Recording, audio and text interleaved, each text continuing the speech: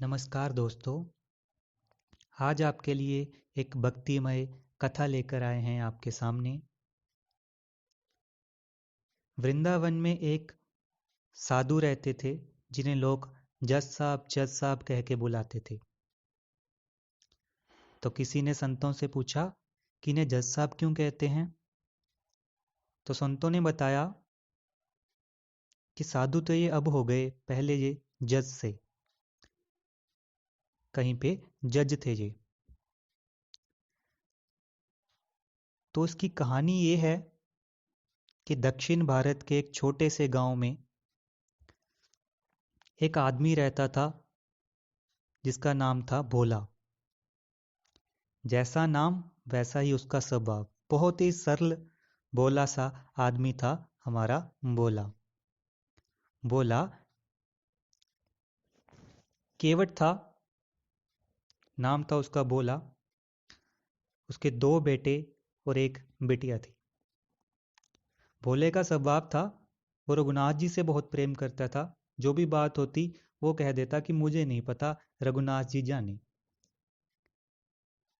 जब भी कोई बात करता बोलता रघुनाथ जी जाने। ऐसा स्वभाव था भोला का।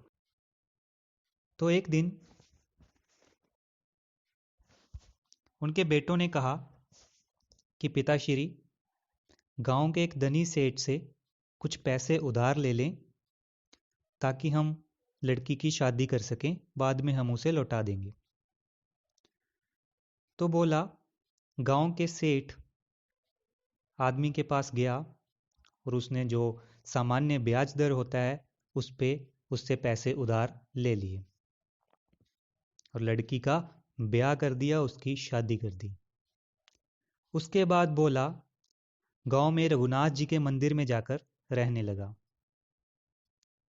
कुछ समय बाद भोला के बेटों ने पैसे कमाए और भोला के पास ले आए और भोला को बोले कि सेठ को वापस कर दें जो पैसे उसके बनते हैं, साथ में जो पैसे उससे लिए थे उसके साथ जो ब्याज बनता है वो सभी पैसे उसे वापस कर दिए जाएं।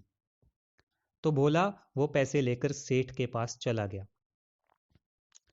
सेठ ने पैसे पकड़े, उसे रसीद बनाकर दे दी कि ठीक है, सभी हमारा जो हिसाब किताब है वो क्लियर हो गया। तो रसीद जब सेठ ने भोला को दी और बोला कि भोला देखो ये रसीद ठीक है। तो भोला बोला कि साहब मैं तो पढ़ा लिखा नहीं हूं, रघुनाथ जी जाने।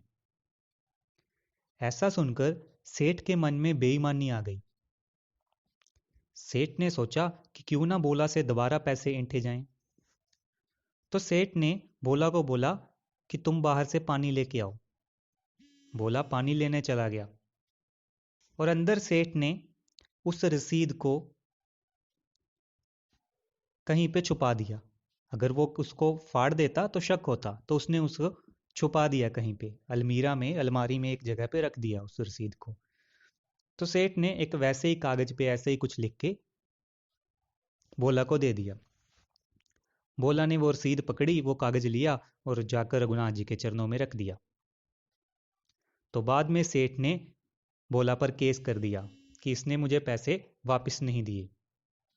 तो जब अदालत बैठी, वहां पे जज बैठे, यही आदमी जिनकी कहानी है, ये जज थे उस टाइम। और भोला को बुलाया गया और सेठ जी को बुलाया गया। तो भोला से पूछा, भोला रोने लगा कि साहब मैंने इसे पैसे सारे वापस लौटा दिए थे। तो जज ने बोला कोई सबूत। तो भोला ने वही कागज लाकर उसे जज को दिखाया, लेकिन जज को वो सबूत कुछ लगा नहीं, क्योंकि वो तो वैसे ही कागज पे लिखा हुआ था। तो भोला रोने लगा। तो जज ने कहा कि रो मत, तुम बताओ कि जब तुमने सेठ को पैसे वापस किए तब कोई और था तुम दोनों के बीच में। तो भोले का जैसे स्वभाव था वो बोला कि जज साहब मैं सच कहता हूं, जब मैंने इसे पैसे दिए तो मेरे और रघुनाथ जी के सिवाय हम दोनों के बीच में कोई नहीं था। तो जज ने बोला कि ठीक है, तुम जाओ, अगली तारीख पर आ जाना। तो जज ने सोचा कि रघुनाथ जी इसके गांव का कोई आदमी होगा।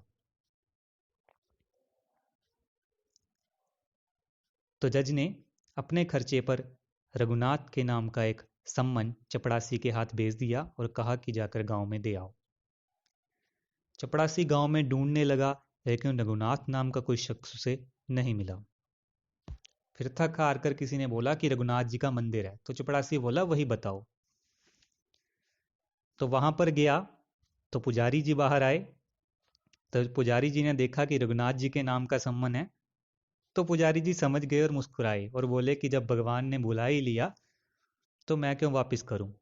पुजारी जी ने साइन कर दिए और चपड़ासी को लगा कि यही रघुनाथ होगा। चपड़ासी चला गया। पुजारी ने रघुनाथ जी के चरणों में वो सम्मान रखा और बोला, हे प्रभु, उसका आपके सिवाय कोई नहीं है, तो आप उस दीन की रक्षा करने के लिए जाना जरूर। तो बोला को उससे कहा गया कि क्यों तुमने रघुनाथ जी का नाम लिया। तो बोला बोला कि मैंने कौन सा झूठ बोला कुछ। तो चपड़ासी पुजारी ने बोला को कहा कि तुम एक दिन पहले चले जाओ कोर्ट में सुनवाई के लिए। तो बोला एक दिन पहले चला गया। अगले दिन जिस दिन सुनवाई होनी थी, सुबह पुजारी ने भगवान के लिए पोशाकें रखी, भगवान के लिए भोग लगाया। पुजारी ने कहा कि भगवान, आपके लिए आज तक पोशाकें आती देखी, प्रसाद आते देखे, लेकिन सम्मन पहली बार आया है। तो पुजारी ने बड़े भाव से भगवान से कहा कि हे प्रभु, आप जो पोशाक पोशाक आपको पसंद है वो पहनो, लेकिन आप जाना जरूर, उस दीन का आपके सिवाय कोई नहीं है। तो सुनवाई हुई, जज साहब बैठे, सेठ जी आ गए।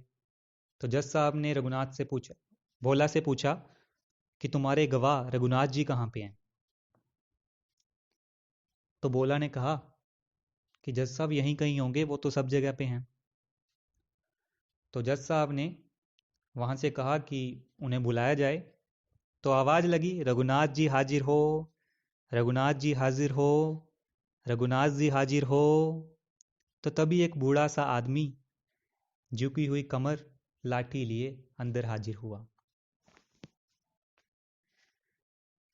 भक्त के लिए भगवान क्या क्या नहीं करते। तो वो हाजिर हुए। तो वहां पर जज साहब ने पूछा कि हाँ भाई बताओ, किस सेठ को भोला ने पैसे चुका दिए थे। तो रघुनाथ जी बोले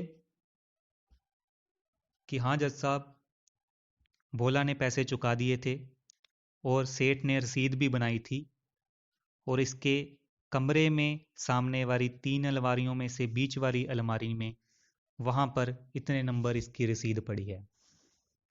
तो सिपाहियों को भेजा गया और वहीं पे वो रसीद सुरक्षित मिली। तो सेठ जी को दंडित होना पड़ा और भोला को बाइज्जत बरी कर दिया गया।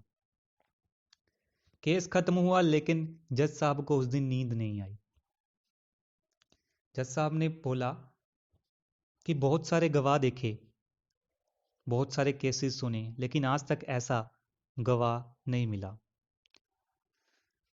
तो जज साहब ने चपड़ासी को बुलाया और पूछा कि जिसने सम्मन पे साइन किए थे, क्या वो यही आदमी था। तो चपड़ासी डर कर बोला, नहीं जज साहब, वो यही आदमी नहीं था। तो गांव में पूछा गया तो रघुनाथ जी नाम का कोई भी शख्स नहीं मिला। तो जज साहब ने भोला से पूछा कि तुम कहाँ रहते हो। तो भोला बोला कि जहां मेरे रघुनाथ जी रहते हैं। जज साहब ने पूछा तुम्हारे रघुनाथ जी कहाँ रहते हैं। तो भोला बोला जहां मैं रहता हूं। तो जज साहब बोले कि आप दोनों इकट्ठे रहते हो। भोला बोला कि साहब अब आपको कैसे समझाऊं, आप पढ़े लिखे हो, पढ़े लिखे को कभी कभी समझाना बड़ा मुश्किल हो जाता है। तो भोला ने बताया कि जो मंदिर के अंदर रहते हैं वही मेरे रघुनाथ जी हैं। तो ये सुनकर जज साहब की आंखों में आंसू आ गए। जज साहब बाप विभोर हो गए और घर आकर अपने बंगले में आकर रोने लगे। लोगों ने पूछा कि रो क्यों रहे हो, क्या हो गया। तो जज साहब ने सारी बात सुनाई। लेकिन लोग बोले कि ये तो अच्छी बात है, भगवान आपके कोर्ट में आए तो अच्छी बात है, आपने दर्शन किए। तो क्या दिक्कत है? जज साहब बोले, शिव सारद नारद शेष गणेशहु के नहीं ध्यान में आते रहे, सोई आज विनीत अदालत में केवटिया के गवाह कह लाते रहे। तो लोगों ने बोला, इसमें प्रॉब्लम क्या है? वो आए तो अच्छी बात है, आपको भगवान के दर्शन हुए। तो जज साहब ने एक बड़ी ही भावुक बात बोली। जज साहब बोले, कुर्सी पे बना जज बैठा रहा, जगदीश खड़े समझाते रहे, सोई आज विनीत अदालत में केवटिया के गवाह कह लाते रहे। जज साहब बोले कि जिनकी अदालत में सभी का फैसला होता है, आज वो मेरी अदालत में आए और वो गवाही देते रहे और मैं जज बनकर कुर्सी पर बैठा रहा, इस बात का अफसोस है। और जज साहब बहुत रोए। उसके बाद ऐसा वैराग्य हुआ कि जज साहब वृंदावन में आ गए और वहां पर आकर रहने लगे। और मंदिर के अंदर नहीं जाते थे जब तक वो रहते थे, वो बाहर से ही मंदिर की धूल को सर पर चढ़ा देते थे। तो कोई पूछता कि अंदर क्यों नहीं जाते हो, तो वो बोले कि अब मैं भगवान से नजरें नहीं मिला सकता। वो मेरी अदालत में आए थे और वो गवाही देते रहे और मैं जज बनकर बैठा रहा। कई बार कोई बात ऐसी हो जाती है कि बंदे के मन को छू जाती है, इंसान के मन को छू जाती है कि इंसान की जिंदगी बदल जाती है। तो ऐसे ही हमारे जज साहब की जिंदगी बदल गई। अपने पद से इस्तीफा दिया और वहां पर जाकर बस गए। तो नेक्स्ट मिलेंगे एक नई कहानी के साथ। अगर आपको हमारी कथा, हमारी कहानी अच्छी लगी तो कृपया हमारे चैनल को सब्सक्राइब करें, ताकि हम आपके लिए और भी ऐसी अच्छी अच्छी भगवान की स्टोरीज ला सकें। हंसते रहिए, मुस्कुराते रहिए, जिंदगी में अच्छे इंसान बनिए।